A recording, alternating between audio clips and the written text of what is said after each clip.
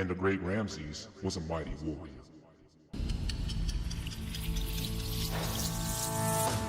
I am the king, and these are my warriors. I rule this scene with an iron fist. Iron fist. I stand with unshakable resolve. Resolve. I move with a unified alliance. I fight. I fight with a masterful sound. Who defended the homeland against any and all invaders. His father was also a great warrior king. And as we can see, he is a true after-war warrior.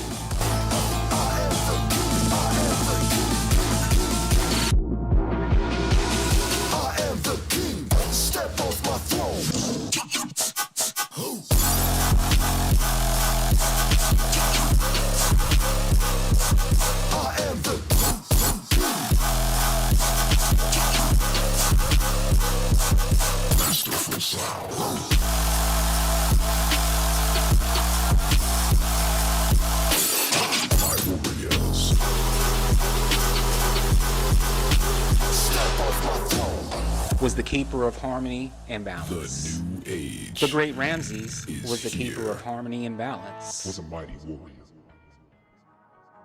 The family of Ramses was not a royal family. And when this family came to power, this was decades after the end of the mighty 18th dynasty.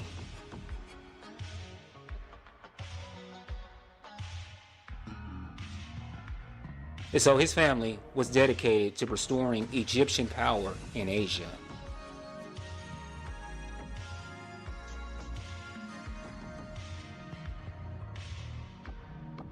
By the name of Seti I, to go and subdue a number of these rebellious princes that were hanging out in Canaan and out there in Syria. And as we can see, the king himself is a real black man. And these are my warriors. The reign of the great Ramses was in fact the last peak of Egyptian imperial power until the rise of the 25th dynasty. I am the king, and these are my warriors. After the great Ramses, Egypt was forced onto the defensive, but they were able to keep their feet on the necks of the Canaanites and the adjacent territories around them until the later part of the 20th dynasty.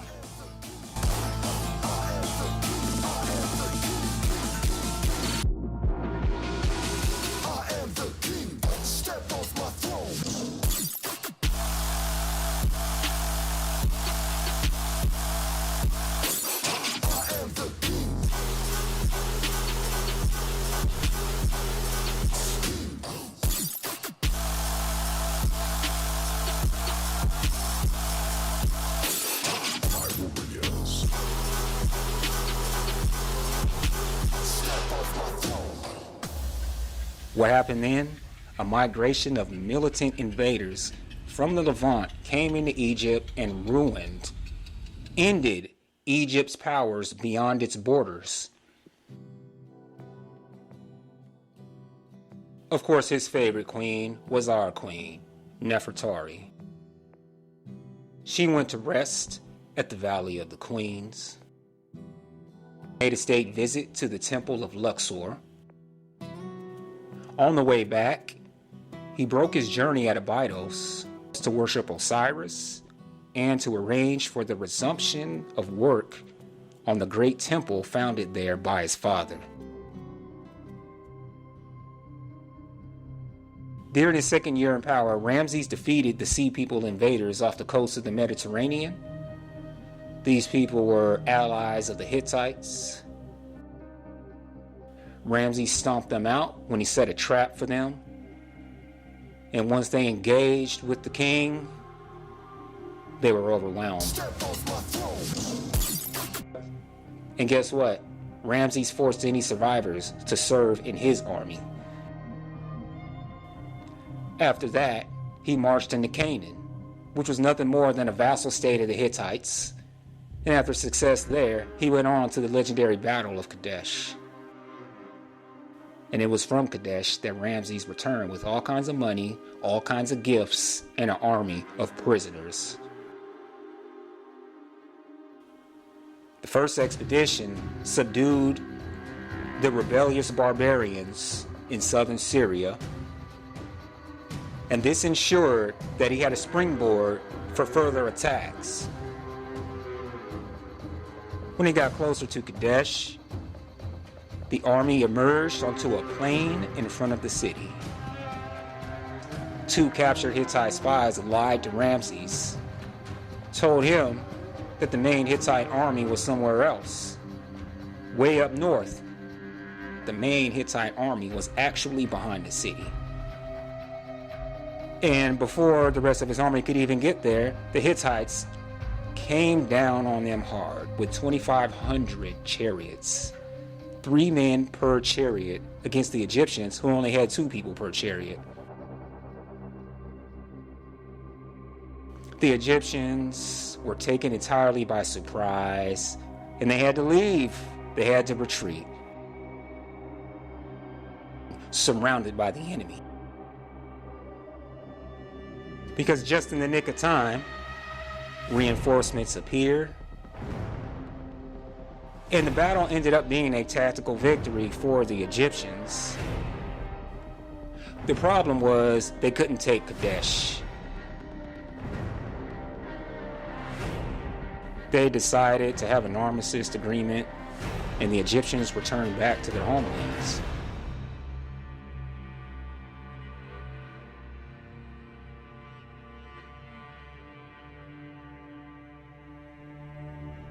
It was because of this failure at Kadesh, though, that Egyptian prestige abroad started going down. The petty barbarians that were living in South Syria and northern Canaan decided that they weren't going to be listening to any Egyptian anymore. And because of that, Ramses had to strengthen his arm on the northern edge before he went out again to smack the Hittites.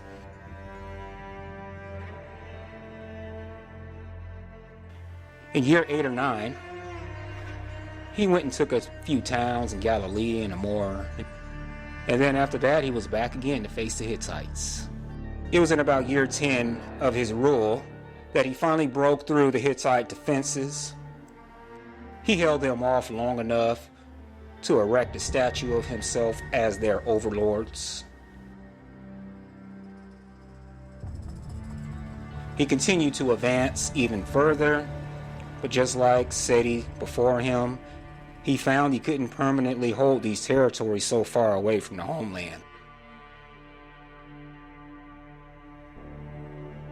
The reputation of the great Ramses as a true warrior was written into history.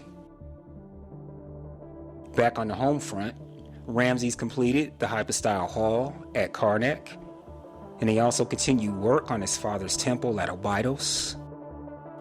He also completed his father's funerary temple on the west bank of the Nile at Luxor, and he also built one for himself, which we now call the Ramesses. And we must also note that the great Ramses never left any structures of significance anywhere in Asia or anywhere in Europe.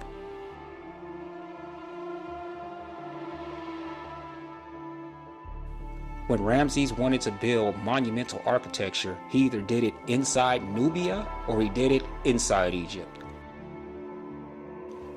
Speaking of Nubia, what they call the Nilotic Sudan, he constructed no fewer than 6 temples, of which 2 were carved out of the cliffside,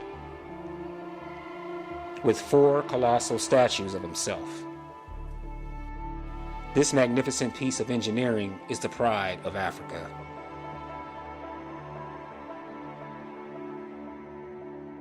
The domination of the Egyptians over West Asia included consequences. Some of those consequences involved the petty kings of Asia giving their daughters over to the Egyptian king.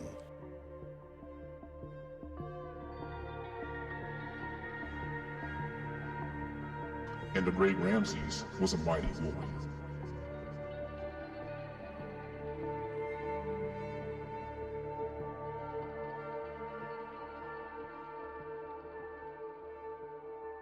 And these Asiatic princesses and family members of these petty kings were incorporated into the Egyptian royal families.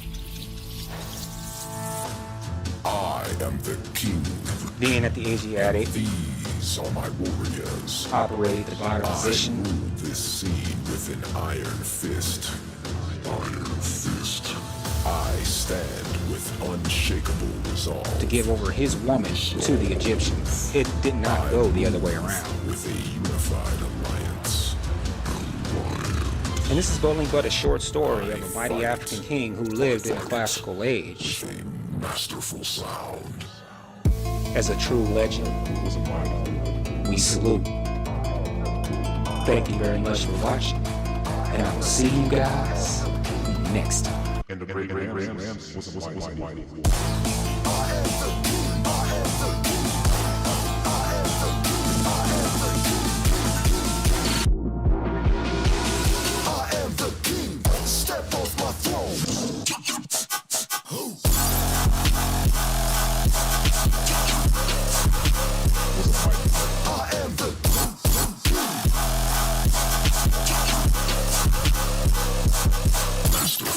And the great Ramses was a mighty warrior.